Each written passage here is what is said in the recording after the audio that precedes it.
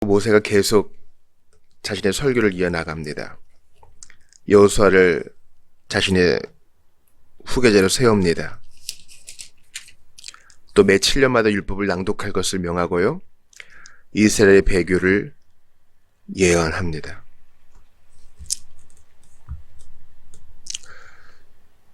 마지막 설교를 전하는 이 모세의 마음이 어땠을까? 그런 생각을 합니다. 이제 120세가 돼서 이제 주님의 부름을 받을 때가 되었습니다. 자신은 이제 이 강을 건너가지 못해요. 가나안 땅 밟지 못합니다. 자기 할 일을 다 마쳤습니다. 마지막 때까지 기력이 쇠하여지지 않은 모세를 보면서 한 가지 소망을 좀 품게 됩니다. 아, 나도 주님 앞에 갈 때 마지막을 어떤 병원 침실에서 보내는 것이 아니라 마지막까지 할 일 하다 가면 좋겠다, 이런 소망을 좀 품게 됩니다. 근데 모세가 마냥 기쁘지만은 않은 것 같아요. 왜냐하면 그의 범죄의 함으로 말미암아 들어가지 못하게 된 것이니까 끝까지 자기 마음을 지키지 못한 것에 대해서 좀 안타까워하는 마음도 있었을 것입니다. 우리도 그러겠죠. 인생을 정리할 시점에 아마 누군가 물을 것입니다. 가장 후회되는 일이 있습니까? 그러면 이것이 것이다 라고 얘기할 것이 뭘까요? 그게 지금 이전에 있는 일일 수도 있고 앞으로 그럴 일을 행할 수도 있겠지만은 우리가 모세의 경우를 보면서 끝까지 마음을 지키는 것의 이 중요성, 그걸 좀 배우게 됩니다. 특별히 화를 내는 것에 대해서 우리가 참 조심할 필요가 있어요. 옳지 않은 것에 대해서 우리가 의분을 터뜨려야 됩니다. 근데 모세가 그렇게 화를 내는 과정에서 도를 넘어서고 말았어요. 하나님이 행하라고 하신 그 정도를 넘어섰습니다. 말씀만 해야 되는데 자기의 그 화를 지팡이에 담아가지고 쾅쾅 쳐버렸죠. 뭐 그거 한 번 갖고 그렇습니까? 얘기하실 분도 있지만 하나님은 모든 행동을 다 달아보시기 때문에 그가 가나안에 들어가지 못하게 되는 중요한 이유가 됩니다. 그러므로 우리가 앞으로 살아갈 날 동안에, 이전 거는 뭐 어쩔 수 없고요. 앞으로 살아갈 날 동안에 정말 마음을 끝까지 잘 지켰으면 좋겠어요. 특별히 어떤 분을 내는 문제에 있어서. 아무리 온유한 사람도요, 화가 머리끝까지 나는 문제가 있어요. 모든 사람이 다 영린을 가지고 있죠. 주님께 기도합시다. 주님, 그때라도 저희가 통제력을 잃지 않게 도와주십시오. 교회 지도자의 특징이 이렇게 함부로 성내지 않는 거를 포함하고 있거든요. 이건 모든 성도의 특징이 되어야 됩니다. 근데 이제 모세가 자신의 부족함에 대해서 회한을 가졌을 뿐만 아니라 또 앞에 일도 주님이 보여주셨어요. 자, 보세요. 27절에 보니까 여러분이 얼마나 반항적이고 고집이 센지 잘 압니다. 내가 살아서 여러분과 함께 있는 동안에도 여러분은 줄곧 주를 거역하였는데 내가 죽은 다음에야 오죽하겠습니까? 그래서 여러분은 들어가서 가나안 땅 가서 배가 불러가지고 주님의 진노를 폭발시킬 겁니다. 당신들이 우상 숭배 때문에, 하나님을 떠난 것 때문에.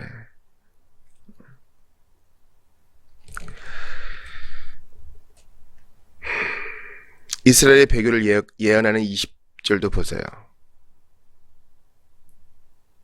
그들이 나를 거부하고 나와의 언약을 깨뜨릴 것이다. 하나님이 알려주셨고 모세가 이들에게 경고합니다.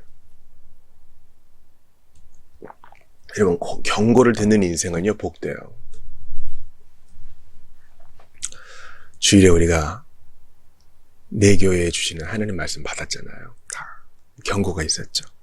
회개하지 아니하면 촛대를 옮기리라. 여러분, 이러한 경고는요, 우리 성도들 정말 전쟁 같은 하루하루를 보내는데 무슨 격려는 못할 망정 무슨 경고입니까? 주님이 주시는 경고는요, 잔소리가 아니에요. 우리를 위한 사랑의 표현입니다. 관심이 있기 때문에 경고도 하는 거예요. 하나님의 택자이기 때문에 주님이 모세의 입을 통해 이들에게 지금 경고하시는 거예요. 너희들 나중에 안정적이 되면 지금 뭐 다 난민 생활하고 텐트 치고 다니고 뭐 정착되지 않은 것 같지만 불편하지. 그러나 들어가서가 문제야. 주님이 말씀하셔.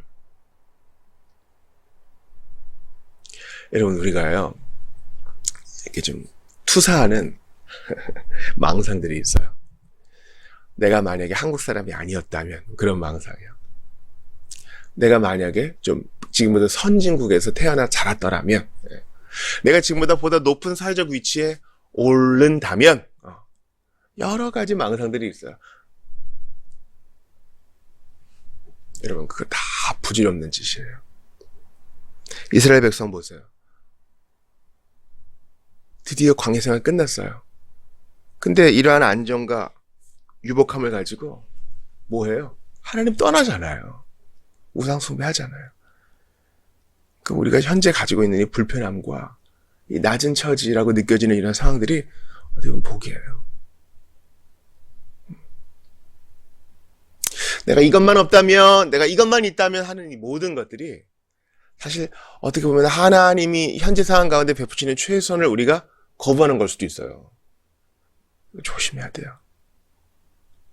아까 이제 모세의 어떤 화로 인한 넘어짐을 봤잖아요. 우리가 화내는 것도 조심해야 되지만 또 망상도 조심해야 돼요. 생활이 안정되는 것을 지나치게 동경하지 마세요. 그래서 하나님을 향한 마음을 잃어버리면 그게 뭐가 좋겠습니까? 그러므로 여러분들 상황 가운데 세팅이 안 된 듯한 환경이 있을 거예요. 자녀 문제도 있고 부부 문제도 있고 재정의 문제도 있고. 근데 거기에만 하나님의 최선을 바라보세요. 또 현재 안정 가운데 계신 분들께 제가 권합니다. 이제 그런 경우도 봐요. 마음 잘 지키셔야 돼요. 내가 그 백성의 조상들에게 약속한 젖과 꿀이 흐르는 땅으로 그들을 데리고 들어가면 그들은 배가 부르고 살이 쪄서 다른 신들에게 눈을 돌리고. 배가 부르고 살이 찌면요 기도 안 합니다. 하나님이 주신 복을 누리면 더욱 주님을 섬겨야 되는데 배가 부르고 살이 찌면 희한하게 안 매달려요. 현재 좀 안정적인 분위기에서요 우리 영혼의 각성을 하셔야 돼요. 더욱 매달리셔야 돼요. 육신을 입고 있는 동안은 늘 우리는 이런 어려움에 처합니다. 그러나 하나님은 이 백성을 버리지 않으셨어요. 당신의 약속을 끝까지 지키십니다. 하나님께서 눈의 아들 여호수아 모세의 후계자에게 하시는 말씀 보십시오. 23절이에요. 너는 강하고 담대해져라. 너는 내가 이스라엘 백성에게 맹세로서 주겠다고 약속한 그 땅으로 그 백성을 데리고 들어가야 할 사람이기 때문이다. 나는 언제나 너와 함께 있겠다. 아멘. 여호수아에게 임마누엘로 위로하세요. 아멘. 참 우리가 인생의 신비처럼 느껴지는 일들이 있습니다. 이걸 주세요, 저걸 주세요 하는데 주님은 자기 자신을 주세요. 임마누엘을 주세요. 그리고 그게 응답이에요. 내가 사고 싶은 거, 원하는 거. 물건을 얻는 게, 땅을 얻는 게, 재물을 얻는 게 그것만의 응답은 아니에요. 그것도 응답이 한 일환일 수 있지만 가장 좋은 응답은 임마누엘이에요. 주님이 함께 하시니 이 존재 자체가 배부른 거예요. 그리고 그 다음에 선물 주시는 분의 손에서 오는 것들을 우리가 누릴 수 있게 되는 것이죠. 우리가 이 순서를 바꾸면 안 돼요. 먼저 선물부터 주세요. 그 다음에 하나님을 기뻐하겠습니다. 우리가 너무 영적인 문제에 있어서 자신만만하면 안 돼요. 내가 너와 함께 있겠다. 두려움을 물리치는 유일한 길은 임마누엘이요. 험한 세상 가운데 유혹받지 아니하고 넘어지지 아니하는 유일한 해결책은 바로 임마누엘입니다.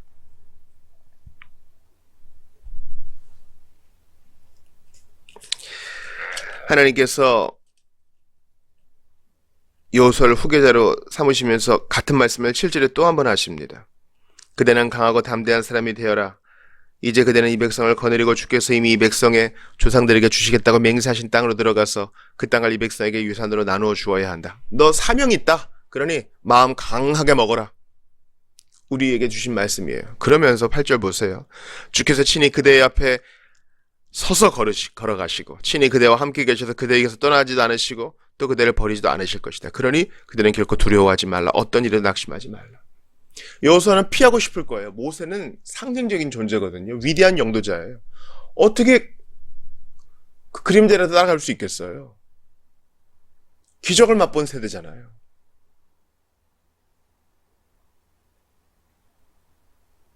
분명히 무슨 일을 해도 다 전 지도자랑 비교가 될 거예요. 모세는 이랬는데 이러면서. 말 안 듣는 것 여호수아가 봤잖아요. 주님은 임마누엘로 위로하실 뿐만 아니라 너 할 일 있다. 사명이 있기 때문에 마음 단단히 먹어야 돼. 또 내가 네 앞서 걸어갈 거야. 내가 너보다 앞에 가서 걸어갈 거야. 너 걱정하지 마. 너 혼자 가는 거 아니야. 내가 함께 있을 것이고 너보다 앞서 갈 거야. 내 길을 예비할 것이다. 그러니 걱정하지 마라. 그렇게 말씀하십니다. 3절도 보세요. 모세가 온 이스라엘 백성들 앞에 이렇게 말합니다.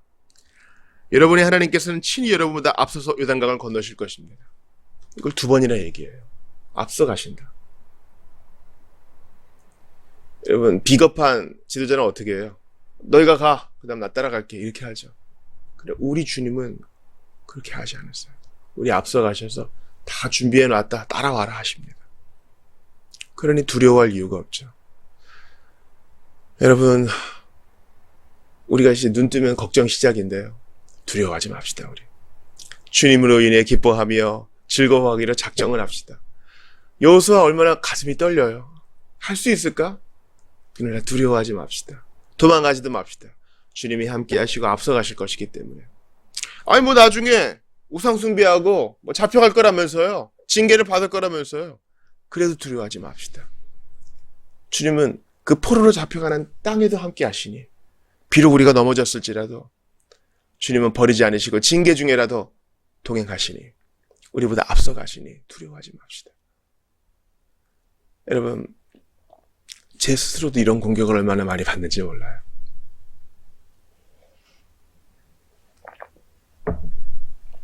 앞으로 어떻게 될까? 여러분 저도 두려워요. 잘 몰라요. 그리고 처음 살아보는 인생이 뭘 알아요. 근데 하나님은 답을 갖고 계세요. 앞서 가시고 함께 하시니 두려워하지 맙시다. 두려워하지 말라는 명령을 주셨으니 명령을 받듭시다. 이거는 옵션이 아니에요. 하지 말라 하니 하지 맙시다. 두려워하지 말고 믿기만 합시다. 두려워하지 않을 만한 상황이 아니어도 그렇게 결정합시다. 괜찮아.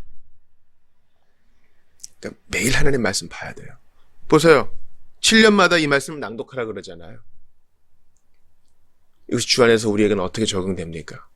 우리는 매일매일 주의 말씀 가운데 거하는 거예요. 뭐 초막절 기간에 보라고 하니까 어떤 수련회를 의미할 수도 있겠죠. 그러나 우리는 주 안에서 매일매일 하나님 말씀 속에 거하면서 두려워하지 않을 수 있어요. 생째로 두려워하지 않는 게 아니에요. 자기 암시로 두려워하지 않는 게 아니에요. 객관적인 하나님 말씀을 붙들므로 앞서 가시는 하나님, 함께 하시는 하나님을 의지할 수 있습니다.